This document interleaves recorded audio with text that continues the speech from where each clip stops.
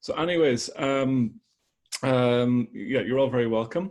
And Kevin as well, my technical host or technical help, isn't here this week because he's away on retreat himself. So it's just me. So you might have to bear with me a little bit about in terms of setting up the rooms and so on.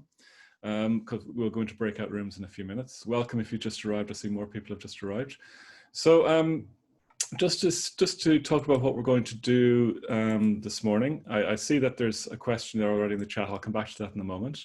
So just to say what we're going to do. So this morning, let me just rearrange things here a little bit. So this morning, what we're going to do is we're going to be looking, well, we'll have the review of our home practice from last week and how we got on and so on. We're going to do a period of the mindfulness of breathing for about 20-25 minutes. Then this week, it's about reflection and wisdom. So I'll be introducing a Buddhist idea of wisdom, but which is applicable regardless of whether you're Buddhist or not, or interested in Buddhism. So we'll be looking at how does one go about becoming more wise, and particularly we'll explore that then for the rest of the morning in meditation as well. We'll have a short sit then. I'll say a bit more about how to reflect. So reflection is seen as one of the main ways to becoming more wise. So I'll talk about a few different ways that we can reflect upon things. And we'll do a bit of a meditation with some reflection. And then we'll talk about home practice. Even though it's the end of the course, you still will have home practice. And what you can do next after the course. Yeah, what you can do next after the course. So that'll take us through this morning's session. I hope you can hear me okay. I presume that you can hear me okay. Ashlyn, yes, this is the final week, I'm afraid. It's week 5. Sorry about that. Okay, just to recap what we did last week. So last week we looked at just sitting. So in a way, there's not much to recap. We just sat. We looked at let me just make sure I don't miss anything here. So we looked at just sitting as a practice in terms of, well, it's not really a practice at all, actually. It's just sitting and being open to things in the body. And that was particularly useful at the end of a meditation practice. I was encouraging you to do that for longer. It's a good way to allow us to relax and absorb the sit. It's a good way to get to know yourself a bit more deeply. It's a good way of countering striving that we might have. And it's good to give us a deeper awareness of ourselves. And it's also a good thing to do if there's a lot going on. It's a good thing to do before your meditation practice. And it's also a good thing to do, or it's a good attitude to bring into your other practices. So we explored all that last week, and the home practice was very much related to that. So it was to keep meditating every day as always. Do more just sitting at the end of your mindfulness and metta sits. So at the end, I was saying that if you're doing 40 minutes, maybe do the last 10 minutes of that 40 minutes as just sitting. Or if you're doing 30 minutes, do the last 6 or 7 minutes maybe, or 5 or 6 minutes of just sitting, and so on. And also try and bring in the receptive element into your mindfulness and metta sits. So, you know, what's the bare degree of effort needed to sit with the breath? You know, can you relax your effort more into just being with the breath? Can you relax your effort more into just sitting with the person? Now, obviously, at times, if your mind is distracted, especially, you'll need to make a bit more effort. But if things are starting to unfold, can you relax your effort in particular? And then lastly, continuing to keep the journal about, just so you can notice the patterns of your mind and how your mind works in relation to meditation. Yeah, so that was the home practice from last week.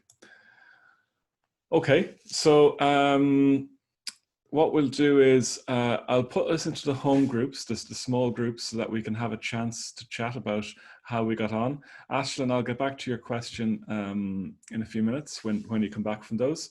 So just feel free to have a think about how your week was, or feel free to write in any more questions there as well, just while I form the groups. Let me just check one little thing here.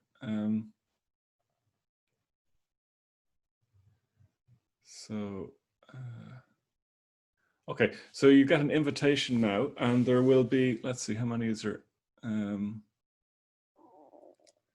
yeah, just give me 1 second.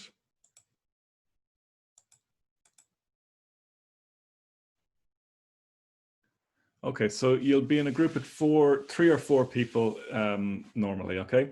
And well, as always with the groups, maybe one person could take the lead in terms of deciding the time, just to keep track of the time. I'll send notes I'll send an update every 3 minutes, so you'll be in there for 12 minutes. So that'll be about 3 minutes each, if just 4 of you. And I want you to talk about how you get on with your meditation practice, how you get on with the home practice around just sitting, and is there any questions you want to bring back to the main group as well? Okay, so you should now receive your invitation to go to the rooms. If you have any problems, let me know.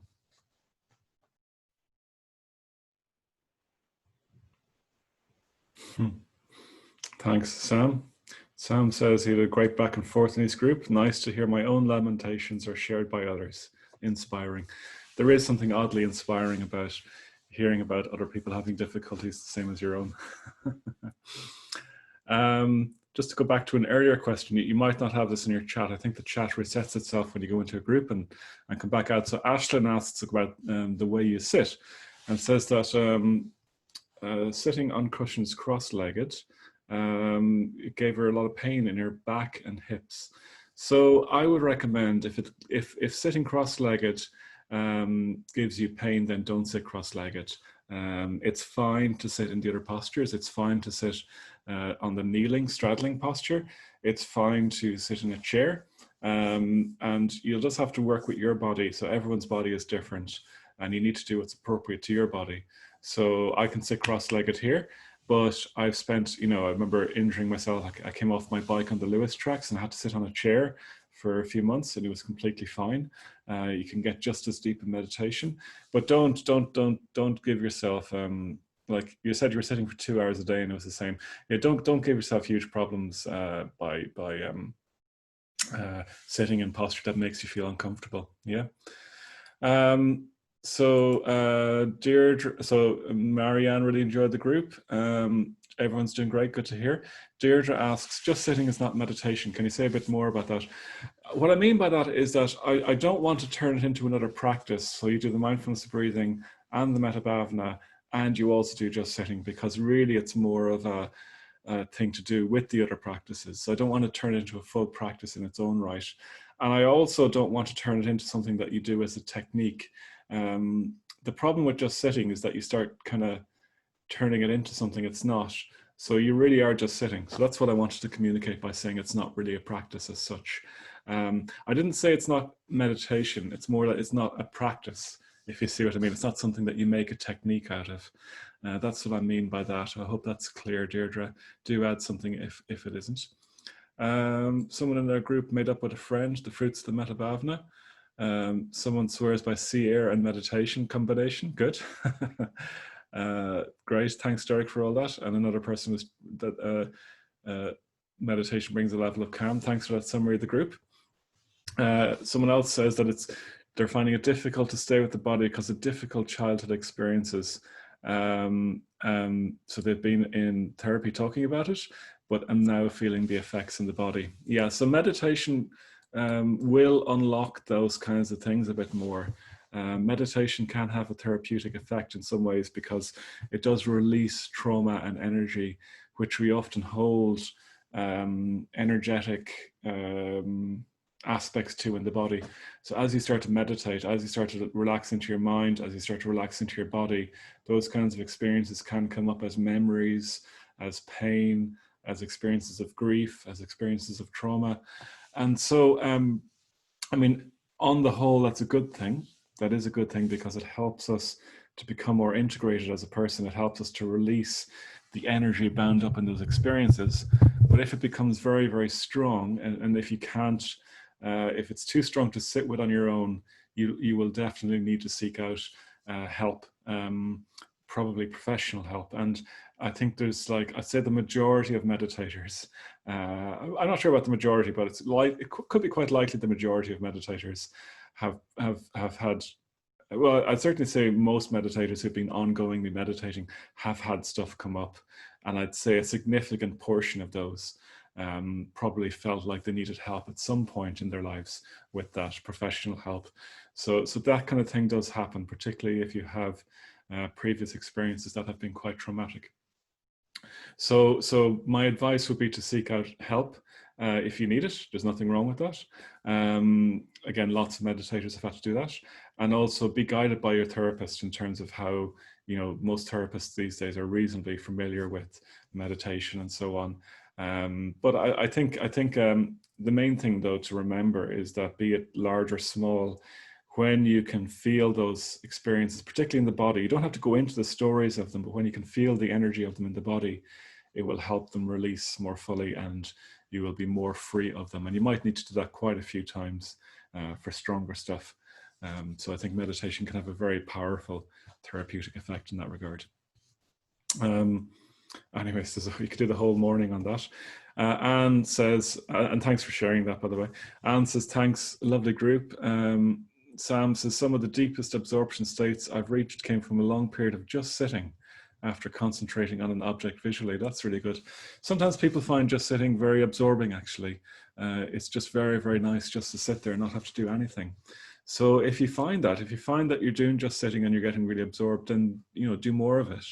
The only concern is that if you're not doing mindfulness or metta kind of as well, you might just, that probably work for a while, but then it might just drift into just drifting rather than just sitting, just thinking about things.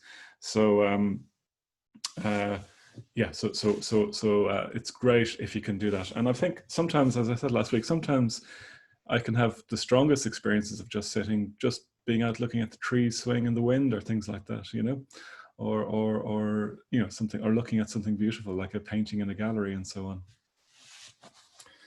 Okay, so let's do some meditation. Let's do some meditation now. So if you have more questions, you can still pop them in the chat, but we'll answer them afterwards. But let's do a period of the mindfulness of breathing now.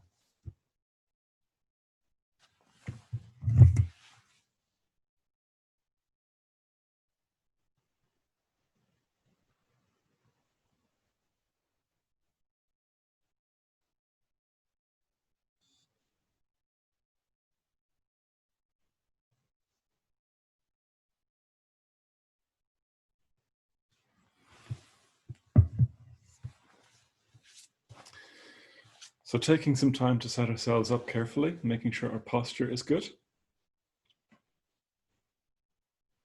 Sitting in a way that will support and help you rather than get in the way of your meditation.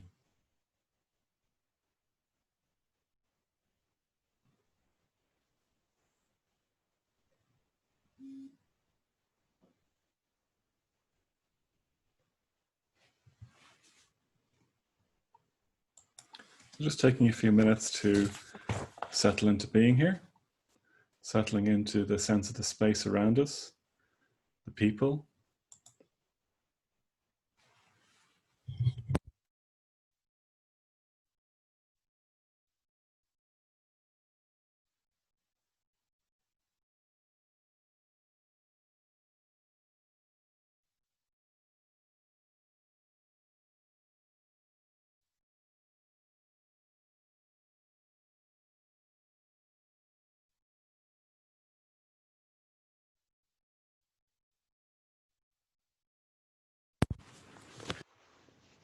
Connecting with the ground underneath us, the contact of our body with the floor, with the cushions, with the chair.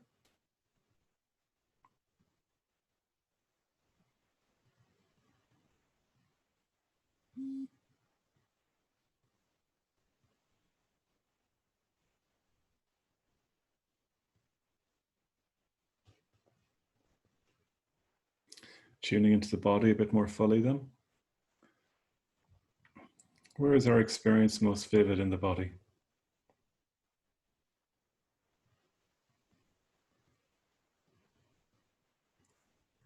Where are we already aware of our bodies? Is it an ache in the head? Is it a feeling in the heart? Is it in the sitting bones?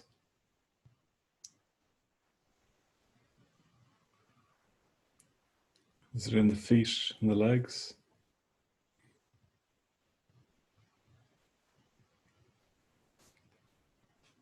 And seeing if we can from there broaden out our awareness to include more and more of the body.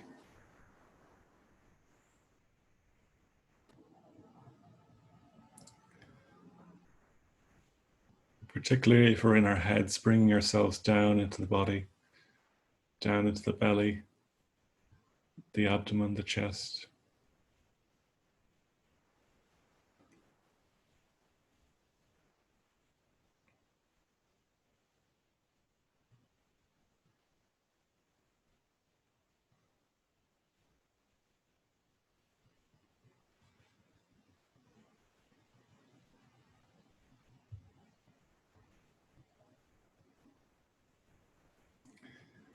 Noticing our levels of comfort and ease. Are we at ease? Are we comfortable?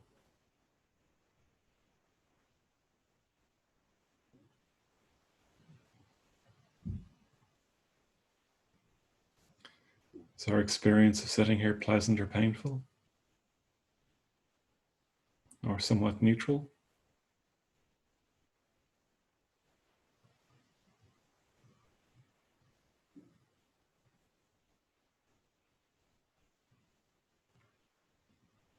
Tuning in as well to our ongoing emotional experience, just opening to that, breathing with it if it's intense.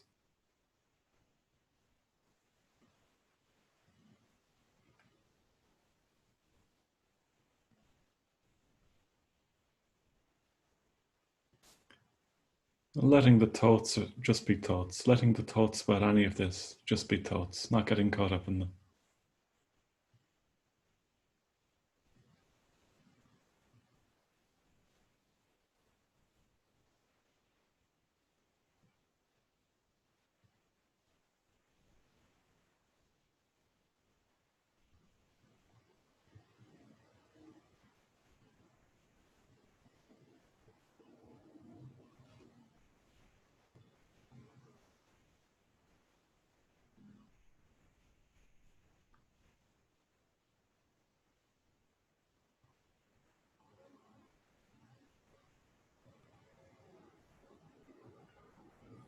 And now letting the breath merge into our experience.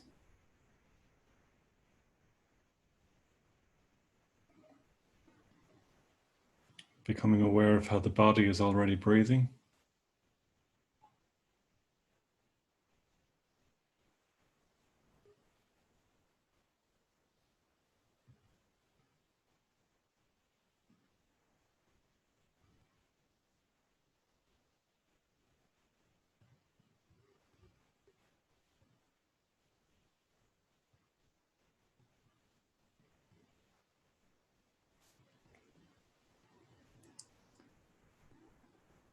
Can we have a relaxed appreciation and enjoyment of the breath, and at the same time alert and remaining with it? Can we have that balanced effort?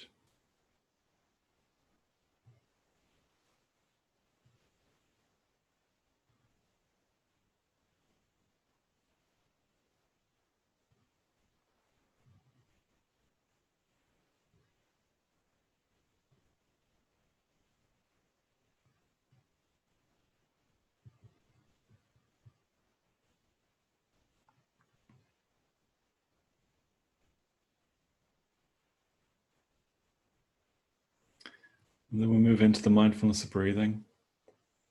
In the first stage, the count after the out breath.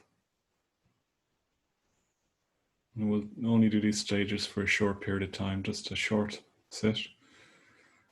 So really making the most of the stages as we do them.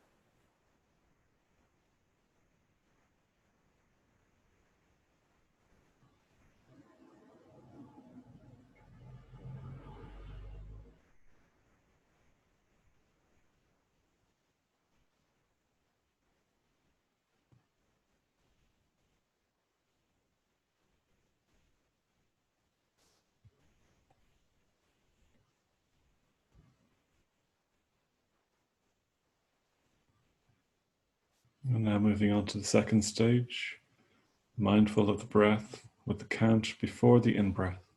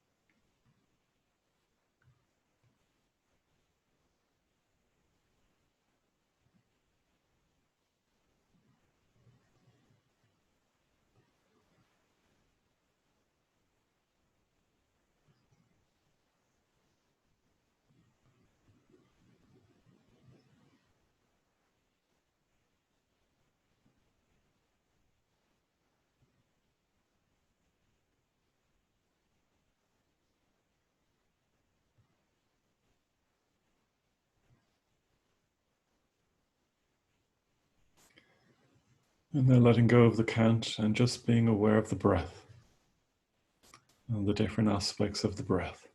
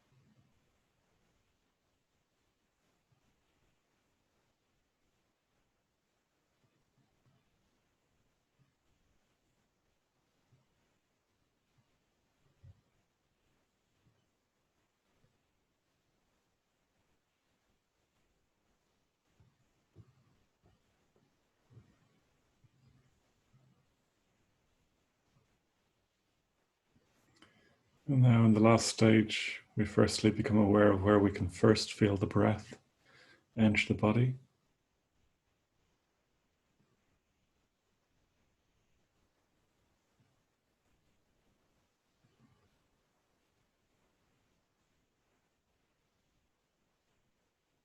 And then as we breathe in and as we breathe out, we're aware of the sensations at this point.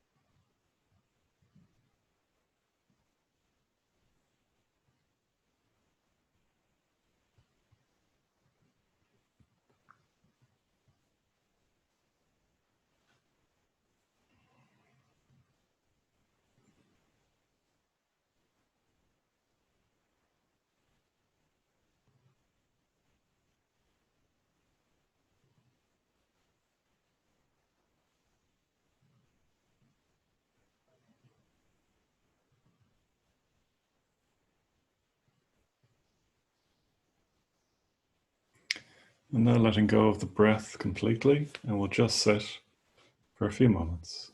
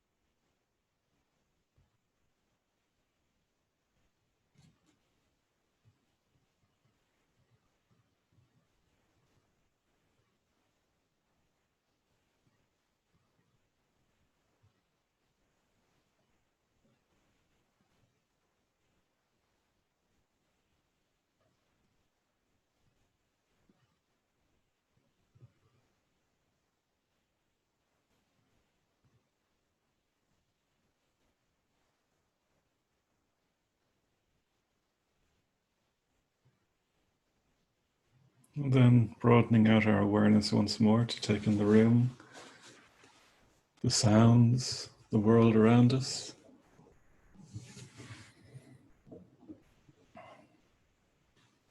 In your own time, reintroducing movement, wiggling fingers and toes, and whatever other movements you wish to make.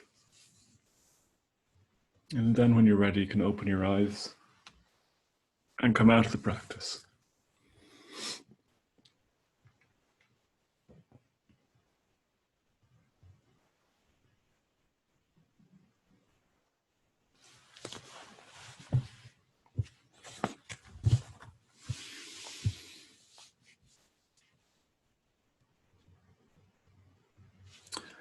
Okay, so why don't we just go from that feel like a good point to go into a break for 5 minutes. So why don't we just take a break for 5 minutes, and let's try and be back here ready to go at 25 past, okay? So back here ready to go at 25 past. And if you have any questions you want to put in during the break, I can answer them when we come back.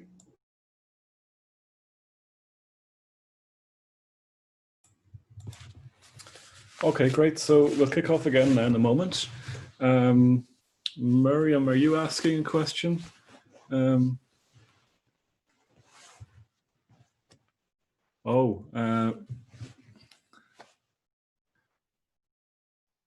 you went to the wrong link. Okay, well, I can send you the link, Miriam, if you want. Hang on 1 second.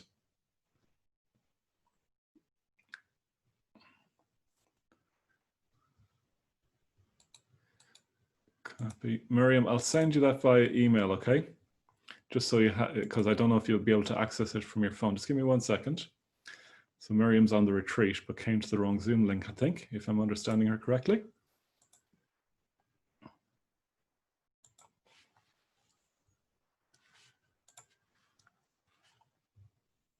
Actually, Miriam, it's nearly over now. Let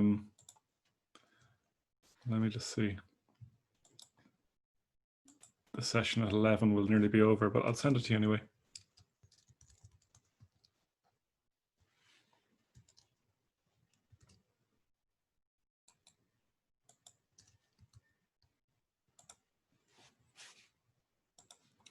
Okay, so I'll get, so there's some questions there coming in now, so I'll get back to those in a second.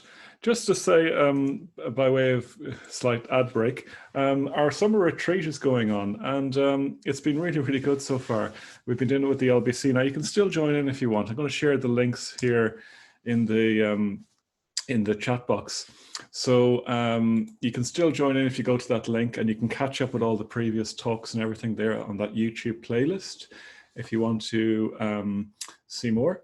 Also, as usual, you can see all our events, dublinbuddhistcentre.org/online. So we have more upcoming events. I'll say more about those later on today.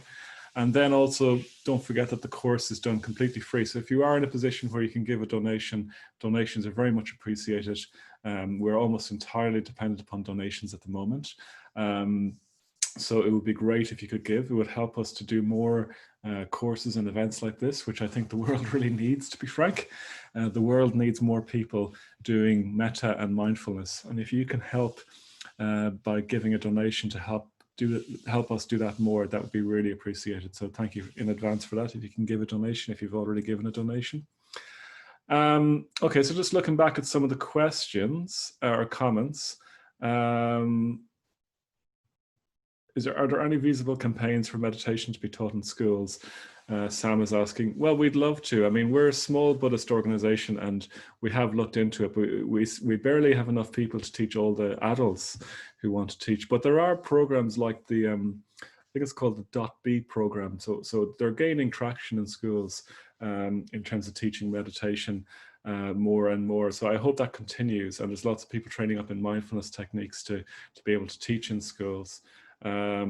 If we had, I mean, we have a UK charity that does work in schools in the UK, but yeah, we're so stretched for resources in terms of people, basically, people who are ordained and can teach meditation very effectively. So we don't have any major plans, but we have explored it a bit, yeah, particularly teaching teachers, if you see what I mean. Okay, so I don't think there's any more questions. So let's keep going. So let's get into the content then of this morning's session.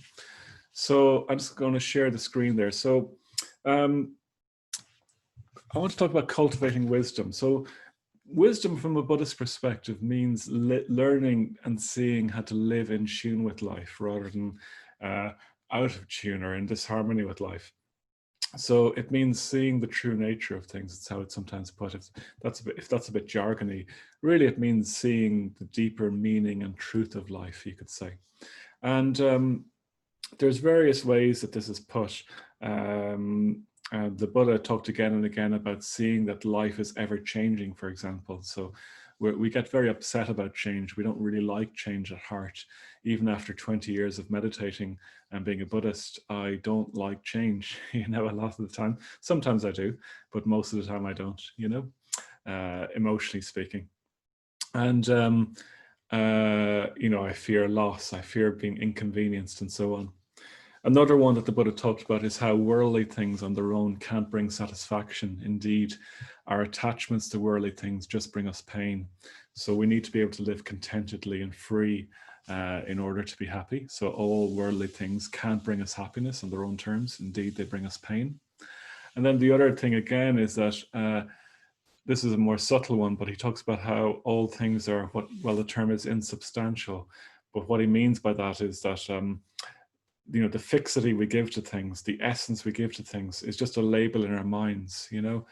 So I give myself the label Vajrashura, but actually, even by labeling myself in that way, it kind of limits the full mystery and flow and ever-changing, ever-evolving nature of this being that I am, you know. Or, you know, we talk about another person in a way that fixes them as this kind of person, but actually by doing that, we limit the full range of how we can experience them and connect to them and so on. And this is quite a subtle one, but we do it all the time as well. Another one maybe we've come across in the course is the idea that metta is really important. You know, seeing this is wisdom as well. So seeing how we need to let go of our hatred for our enemies, that is wisdom as well.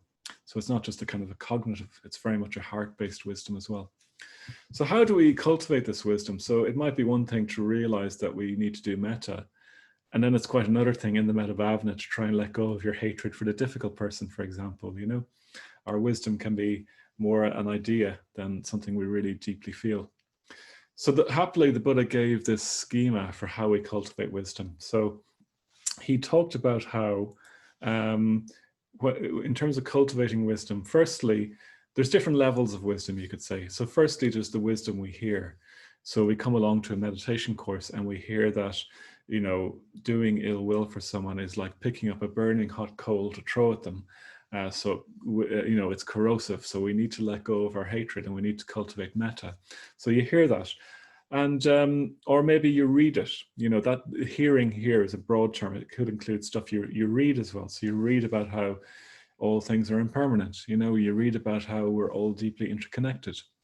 Or it might be things you see as well, or see and hear on YouTube, or whatever it is. There's so many ways that we hear wisdom these days, yeah? But that's not enough, because just because we think something, it doesn't mean we'll act in that way. So the next level then is where we bring those ideas, you could say, down into our being a bit more. And we do this by reflecting upon it. So this is where you turn it over in your mind.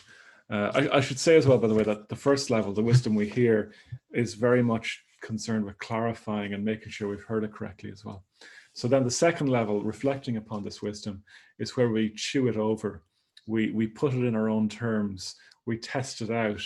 I like the idea of chewing it over. We chew the food, you know, of the wisdom. We reflect upon it. We think, is that true? You know, where do I see it? Okay, so what would that look like in my life, etc., etc. And a large part of that is where we put it into our own terms. So I'll give us an example or two in a moment. And then the third level is where we become this wisdom, where we don't have to think about it anymore. It just naturally informs how we behave.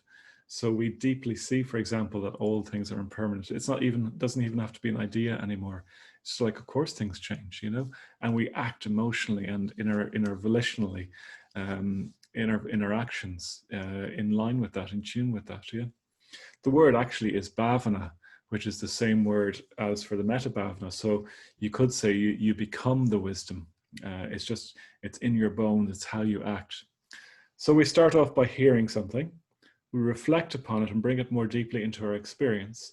And then we embody or become this wisdom. And it's a really simple schema in some ways, but I think it's a really important one, because you can't just skip the hearing. You can't skip the reflection. What we're aiming for is the third level, becoming. So they're progressive, one by one by one. So it is important to hear what the Buddha's teaching is, or whatever source of wisdom you're reflecting upon. It is important to reflect upon it, and then through doing that, we become the wisdom. And it might not feel like much happens, but if you keep doing this over time, you become a wiser person. So let's take the example of metta, and it's important to let go of your hatred and cultivate ill will even for your enemies. So you hear the Buddha saying that, and then you think about it. Sorry, let's take one of his teachings on that. So in the Dhammapada, he says, hatreds are never stilled by hatred here in the world. They are passive. They are stilled or pacified only by love. This is the eternal law. So hatreds are never pacified by hatred. They are pacified only by love. This is the eternal law. So you've probably heard me quote that before.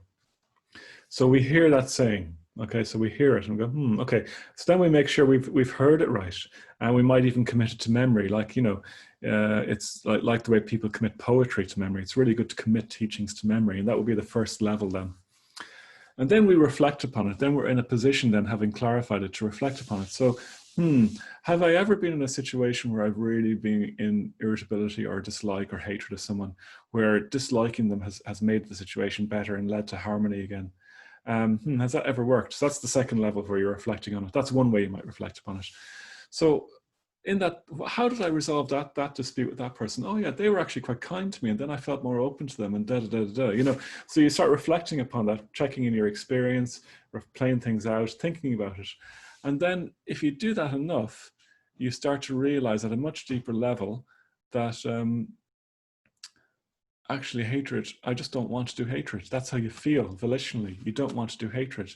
There's some party that knows at a very, very deep level, below the level of conscious thought, that the only way out of here is love, So that's where you become the third level. So that's an example of how you might use these three for that simple teaching. Well, maybe not so simple. Hatred never ceases by hatred. It only ceases by love. This is the eternal law. So that is an example of how you might use that.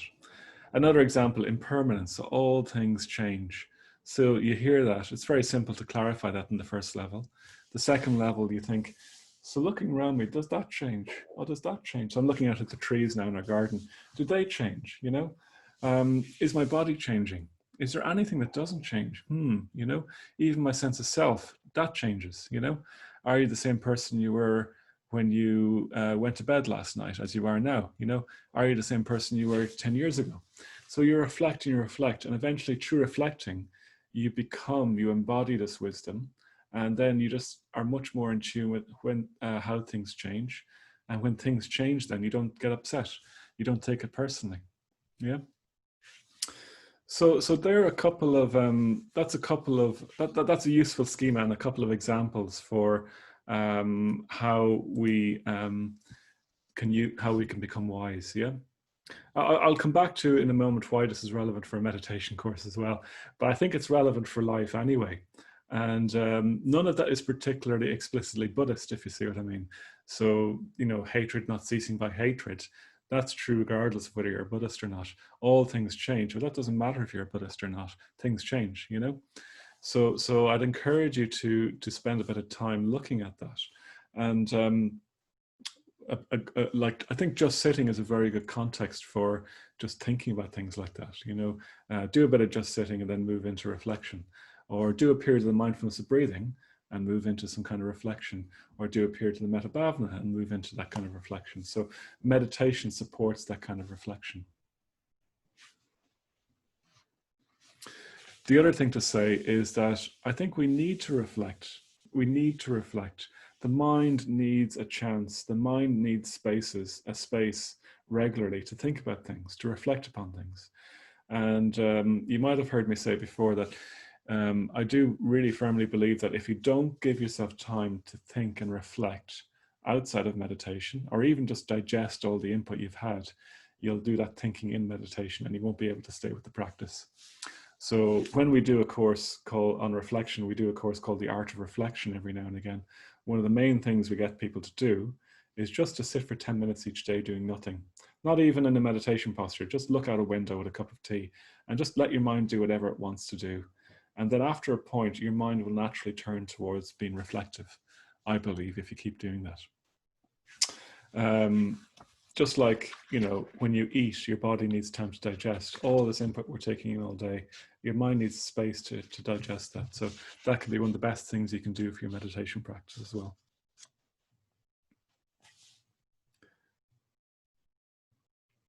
Okay, so why don't we just stay where you're sitting if it's comfortable, and why don't we just sit for a few minutes before I talk about the next bit of on reflection and how to reflect. Yeah. So just setting ourselves up. We don't have to go into full meditation posture if you don't want to. We're just going to be just sitting for 5 minutes.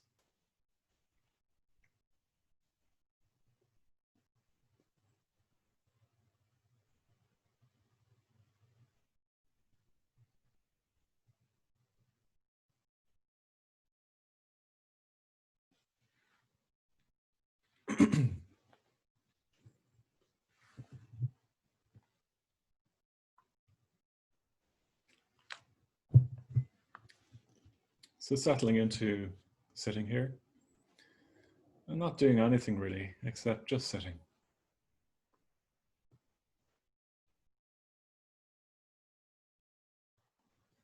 Maybe just noticing the fields of the senses, what we can hear, what we can feel, what we can taste, what we can see, even if our eyes are closed, what we can smell, just sitting with those.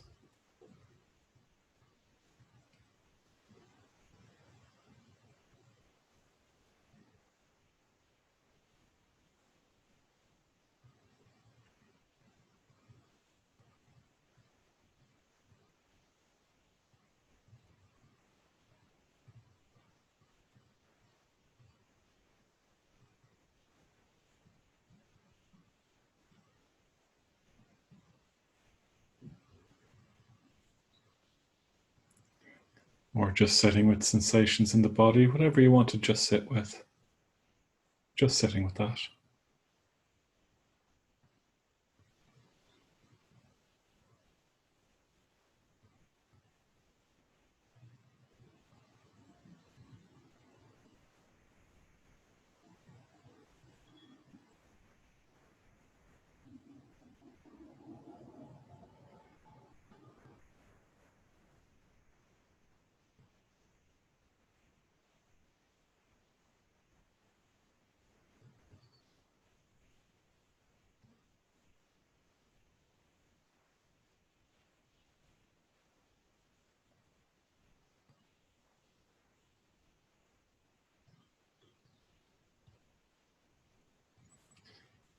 And maybe then from the input we've just had, there's something you want to, if there's anything that struck you, anything you want to just have there in your mind, just sitting with an idea that's grabbed you around reflection or something of the Buddhist teachings. Just letting the mind do what it wants to do with that, just being with that.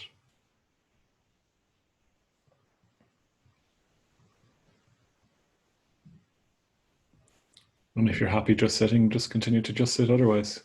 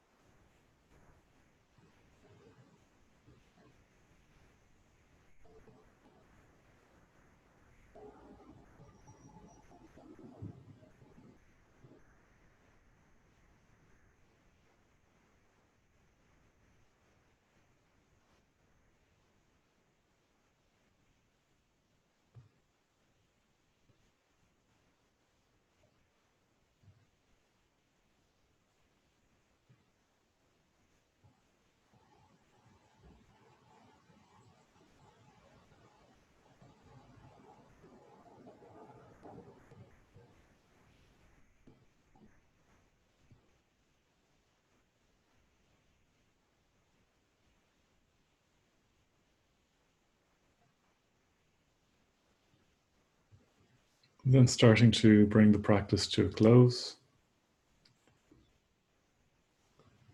Opening out again to the sounds we can hear, the world around us. Starting to reintroduce movement.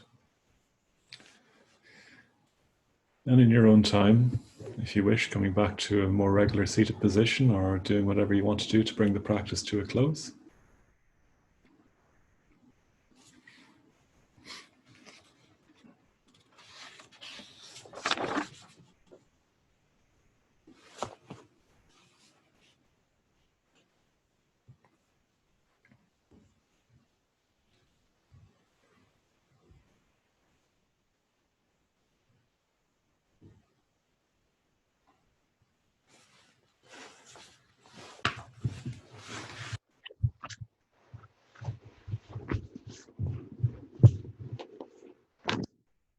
Okay, so a little bit more about reflection.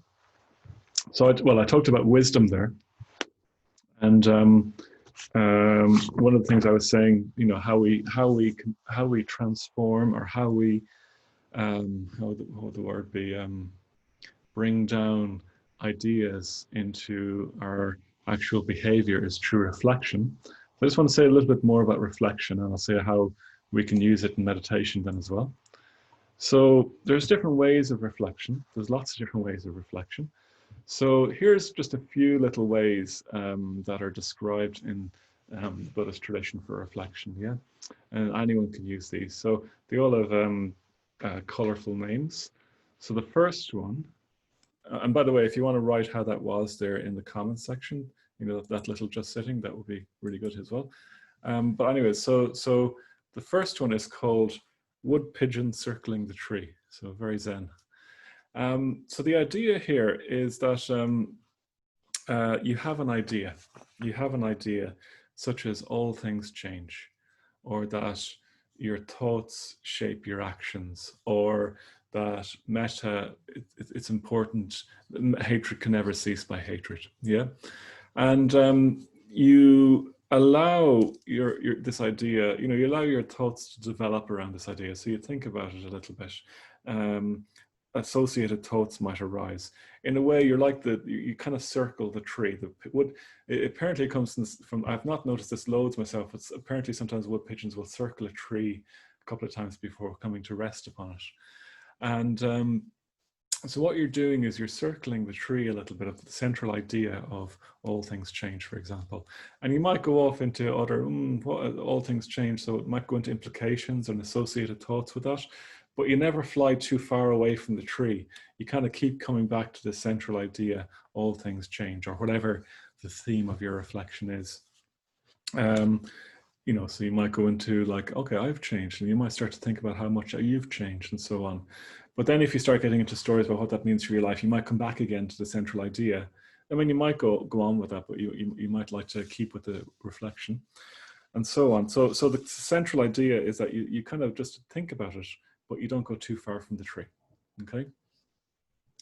The second one then is called Pebbles in a Still Pool. These are nice names, aren't they? So the idea here is not so much that you're doing loads of thinking about something. It's more just that you're dropping in a very simple idea, like a pebble into a still pool, and watching the ripples have their effect. Yeah. So this is more usually done in meditation. So for example, you might do your period of the mindfulness or the period of the metta bhavana. And at the end, you spend a few minutes just dropping in a little reflection over and over again. So you might sit there and you let go of the breath and you just sit.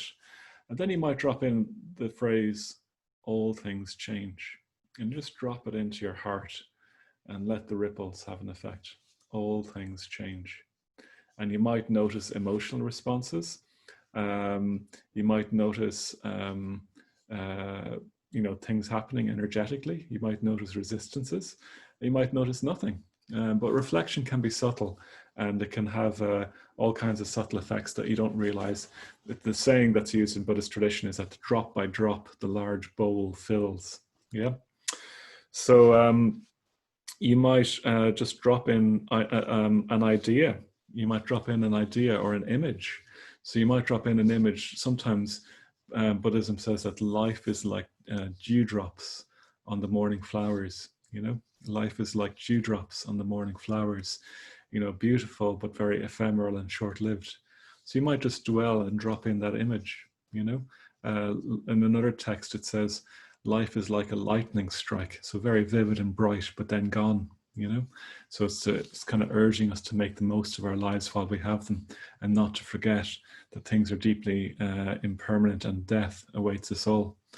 So you might like to drop in those ideas. By the way, I should say that we reflect upon these ideas not to make ourselves miserable, but because when we do see these things, we really deeply value and appreciate life. We really deeply value and appreciate connection and so on, and we'll be happy and we'll be free of our worries, actually. And we can really, you know, it's our worries that get in the way of us actually enjoying life so much of the time.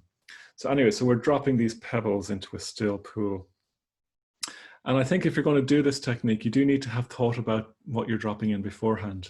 So if you've never, if you drop in something like all things are insubstantial, which is one of the Buddhist teachings, but if you don't actually know what that means, it's not going to have an effect, or it might even make you feel worse or make you less free, you know. So you do have to have a thought and think about it beforehand. So that's pebbles into a still pool.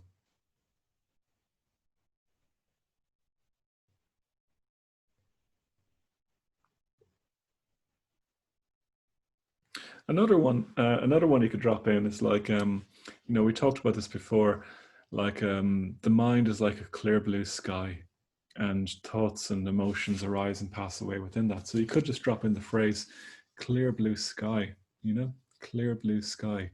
And that could be an interesting reflection as well. And then another reflection you could do is you could just, we did this last night on the Buddhism, the ethics course, just have a picture of the Buddha and just look at the Buddha.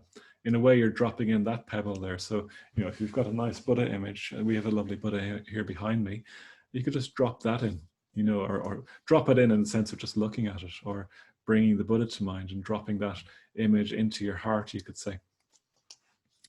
Okay, and then the third way that I'm going to suggest of reflecting is called the putting on the glasses of wisdom. So these are glasses you wear rather than the glasses you drink out of, okay? I'm sure you could turn the glasses you drink out of into a way of reflecting as well. But what I mean here is that what you're trying to do is have a Buddhist perspective on things, or at least have the perspective of the idea you're trying to understand more deeply. So what you do is you start to see everything within the paradigm of what you're trying to reflect upon. So again, I think change is a really good one. It's a very commonly reflected upon one. So you put on the glasses of seeing everything through the paradigm of change. So you see, just like you put on, say, red tinted glasses, everything will be red all of a sudden, you know, or different colors, different hues of red. So with the glasses of impermanence, you see, so I'm here in my room now and I'm looking across the room and there's lots of books there.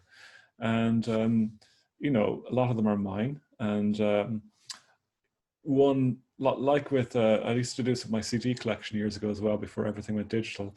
You like having your book collection. You like having your collection. It communicates something of the person you are. So I just look at that and go, God, you know, a lot of them are a bit tatty looking now because I've had them for a while and I haven't particularly taken good care of some of them. And then other ones I've lost. So like, I can't hold on to these books actually, because they're, you know, they're just going to get tattered, they're going to get destroyed, they're going to get lost, and you know, when I die, they're all going to move on to someone else anyway. So why am I so attached to my books if they're all going to, if it's changing? So that's kind of the kind of reflection. It's a bit like the wood pigeon as well, but wherever your gaze alights, you bring that perspective to that.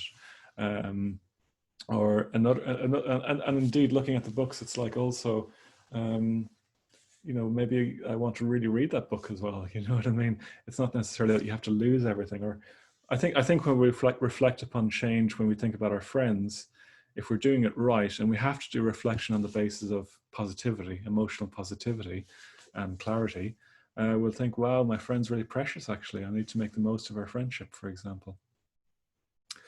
Okay, let me just see if I've missed anything.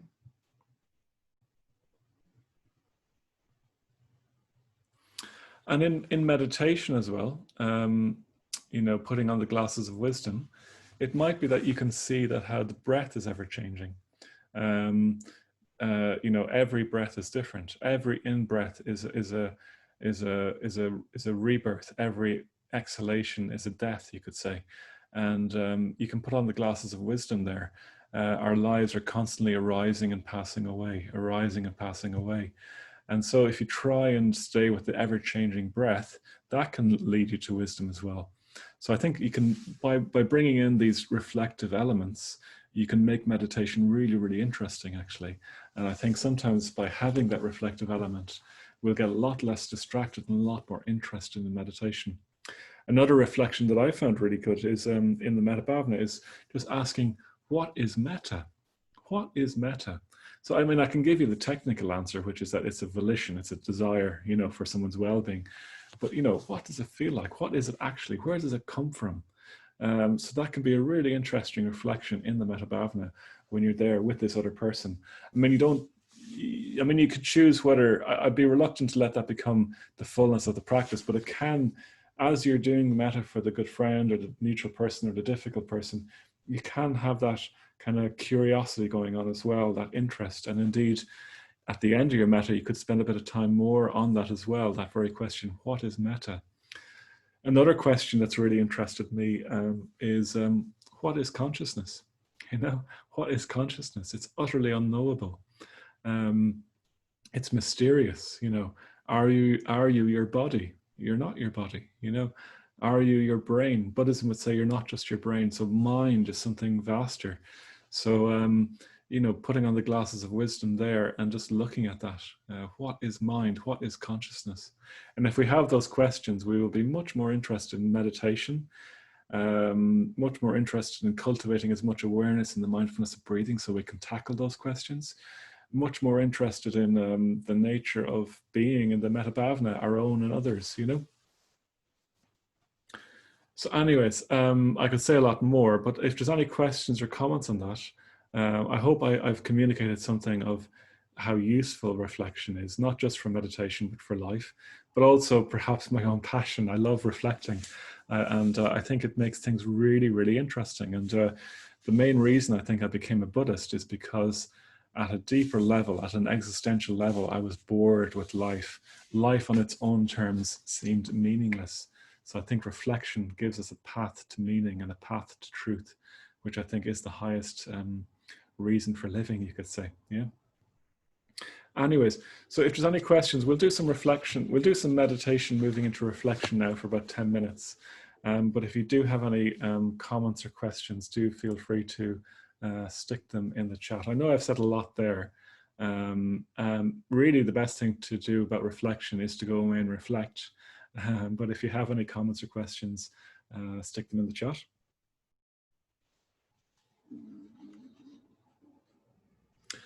So, yeah, well, Thomas just put a really, really good question in. Wondering about the dynamic between exploring the non-thought of meditation and the thinking involved in reflection. So thank you, Tom. That's a really good question. So I'm not saying that we should be always thinking in meditation. Okay, so what you're aiming for with meditation is absorption. And absorption doesn't necessarily have much thinking involved. But every now and again, you can ask yourself, what is the breath really? Yeah. And or another question is, who is breathing here? You know, where do you decide to breathe? You know, things like that. And it might be a short little bit of reflection for, I don't know, 10 seconds or so, 20 seconds or so, can bring you back into a deeper experience of just simply breathing and being really curious about the breath. So in Buddhism, we call this samadhi. Samadhi is the non-thought element, as you say it, you know, the kind of trying to be concentrated. Samadhi is that, and vipassana is the reflection. So I think there are two streams that you can interweave a little bit. And this is, again, where meditation becomes an art rather than an engineering form. So you might want to do little bits of thinking here and there just to get you more interested again in the meditation. But really where I think reflection is most useful is at the end of your meditations. Just like with just sitting, you might want to spend some time reflecting then as well on something that interests you.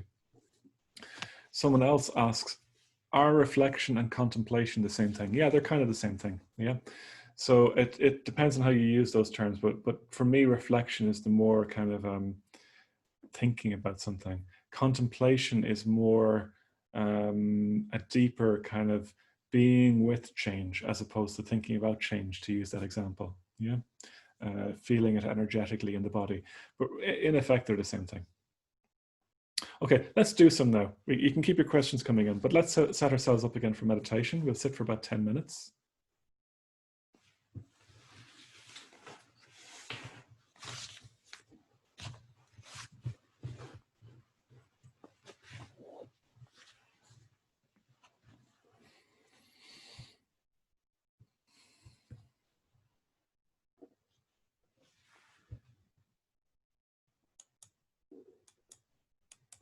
So just settling into being seated here.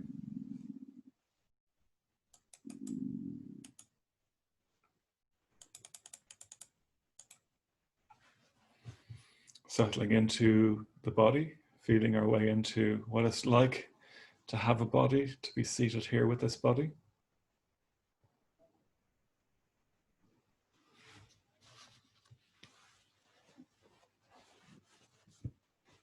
If we want to, if it's useful, we can be lightly aware of the breath in the body breathing.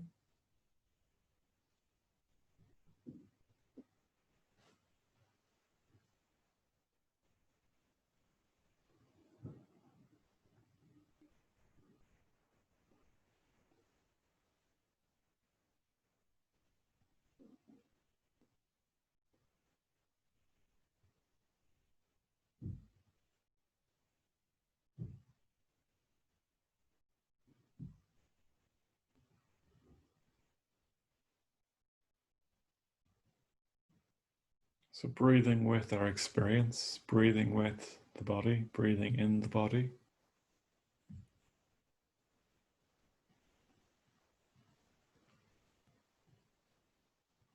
And perhaps opening up now to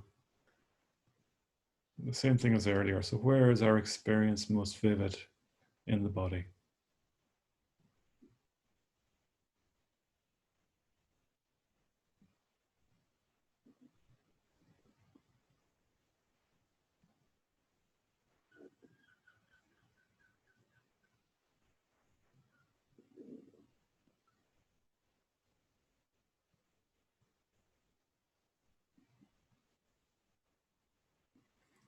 And does that experience stay the same, or is it changing?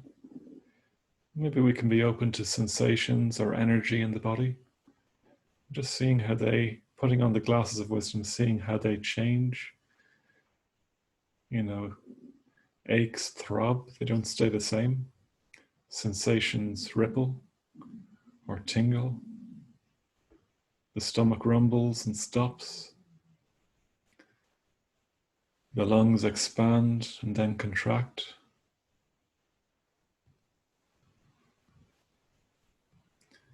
The sensations of being in contact with the floor don't stay the same, they change subtly.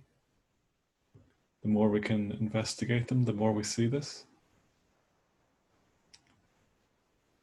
So just sitting in a way, with the ever-changing body, with the ever-changing sensations of the body, with the ever-changing energetic body,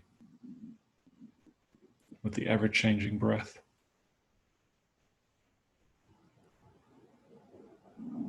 Seeing if we can just dwell in the river of change that is our body, being open to it as we can.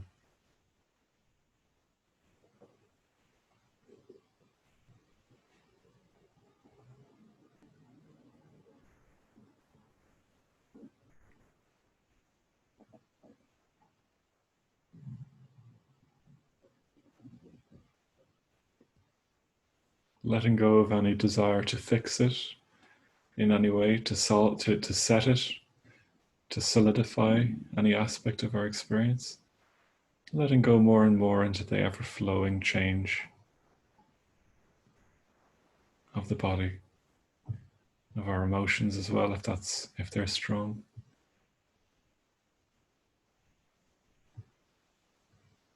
All things change. All things are ever changing, ever flowing.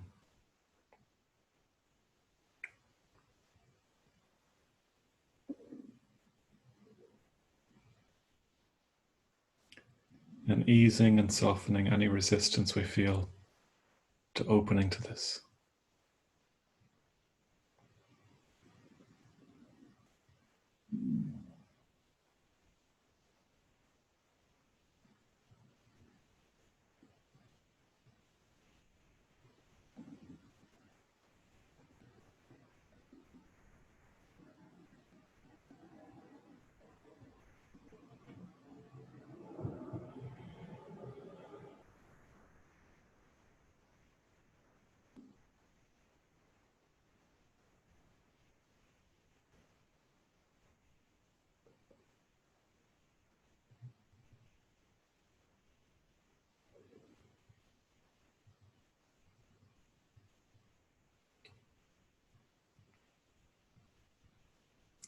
And seeing if there's any way we can just let go and enjoy the feeling of not having to control things or solidify things. We can just let go into the flow of change, into the flow of life in our body, in our mind, in our heart.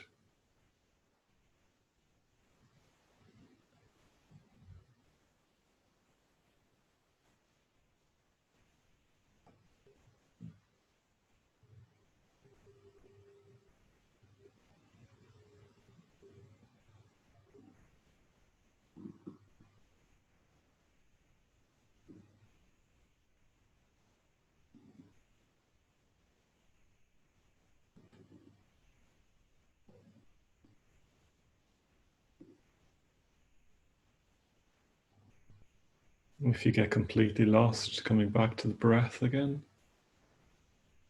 and maybe then dwelling with the ever-changing breath.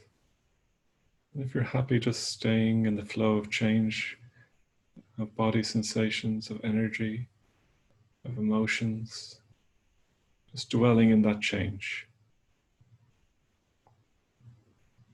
seeing the change within,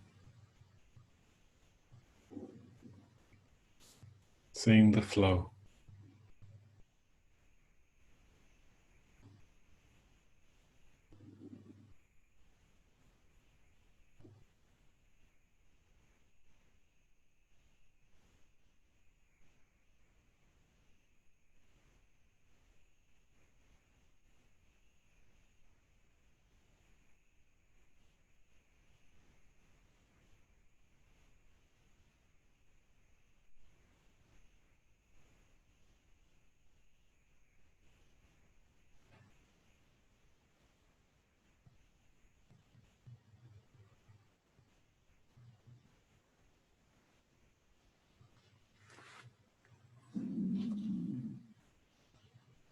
So I'm just going to read a poem now, a Buddhist poem.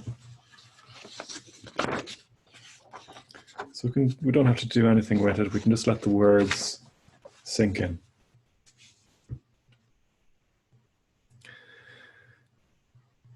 To a nobleman in Kyoto. You ask me why I entered the mountain deep and cold, awesome, surrounded by steep peaks and grotesque rocks, a place that is painful to climb and difficult to descend, wherein reside the gods of the mountain and the spirit of trees. Have you not seen, oh have you not seen, the peach and plum blossoms in the royal garden? They must be in full bloom, pink and fragrant, now opening in the April showers, now falling in the spring gales, flying high and low, all over the garden the petals scatter. Some sprigs may be plucked by the strolling spring maidens, and the flying petals plucked by the flittering spring orioles. Have you not seen, oh have you not seen, the water gushing up in the divine spring of the garden. No sooner does it arise than it flows away forever. Thousands of shining lines flow as they come forth, flowing, flowing, flowing into an unfathomable abyss. Turning, whirling again, they flow on forever, and no one knows where they will stop. Have you not seen, oh have you not seen, that billions have lived in China, in Japan? None have been immortal from time immemorial. Ancient sage kings or tyrants, good subjects or bad, fair ladies or homely, who could enjoy eternal youth? Noblemen and lowly alike, without exception, die away. They have all died, reduced to dust and ashes. The singing halls and dancing stages have become the abode of foxes. Transient as dreams, bubbles or lightning, all are perpetual travelers.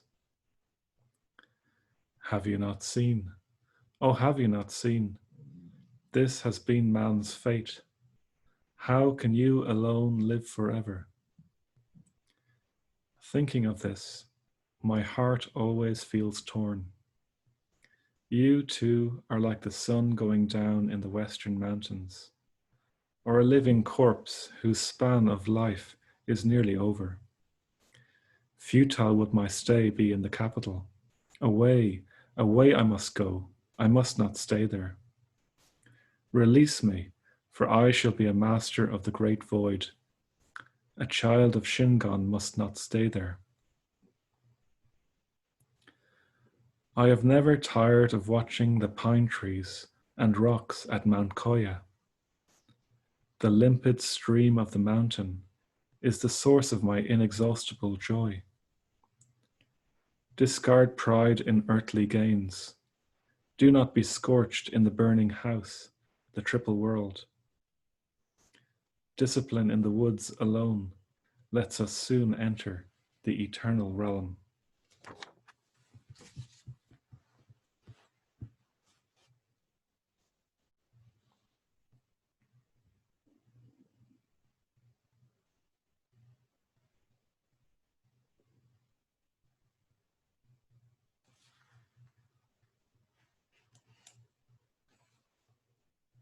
So when you're ready, then bringing the practice to a close and coming out of meditation.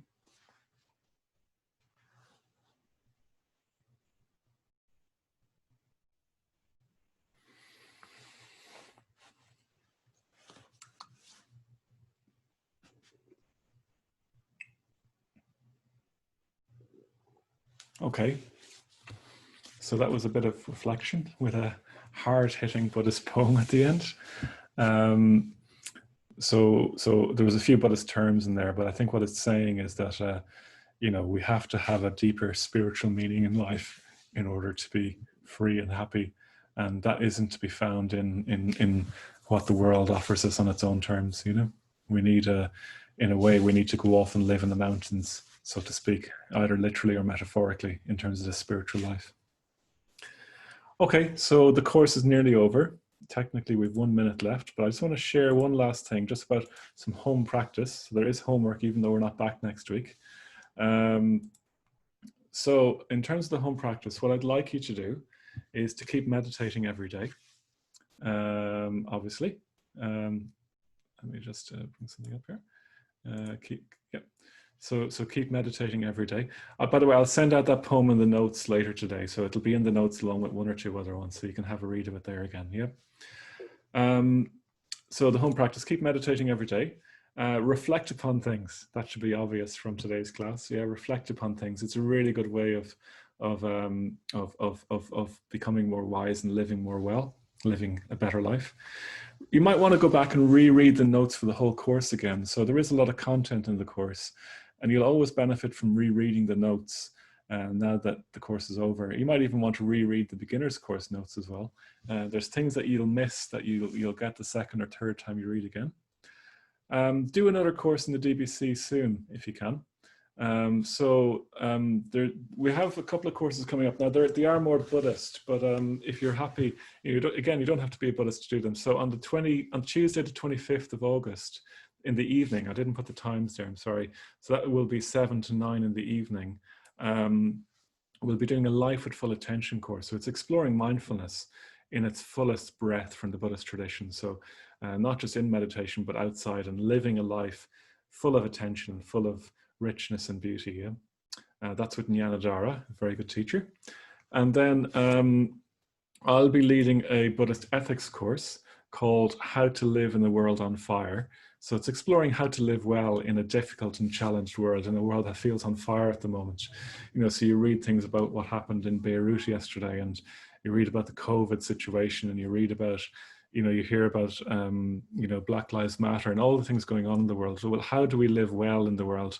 I mean, we won't necessarily be focusing on those things particularly. It's more about how do we choose ourselves, how do we respond to the world, how do we have an ethical outlook on life. So I'm running that in the evenings from Wednesday the 19th of August. Some of you are on that course, I know. And then there's also drop-in events, like there's morning meditations, there's lunchtime meditations every weekday. There's Tuesday night longer meditations and chanting. There's Wednesday night drop-in classes, which I think are paused for August, but will resume in September. So again, you can see all that on our website, and I'll send you more details of all of this in the email in this afternoon when I send out the final video. Yeah. And then lastly, just to remind you, if you can donate, please do donate. You can express your appreciation for the course if you enjoyed it, but also more importantly than that, I think it just helps us to continue to allow what I think is a really valuable tool for people to help them improve their lives and improve the world around them. So oh, the bell is just going there. So do donate if you can. Let's see, one or two questions. Definitely start with the course notes. Yeah, the art of reflection, we might well run that again. I think I might well run it in October. So we have just run it recently, so we won't run it immediately again, just due to teaching resources. But in any case, yeah, so hopefully that will be run soon. But in any case, it was very nice being on the retreat with you, or on the course with you rather. The other thing as well to flag is, don't forget to, if you want to join into the retreat for the rest of it, you're very, very welcome to do so.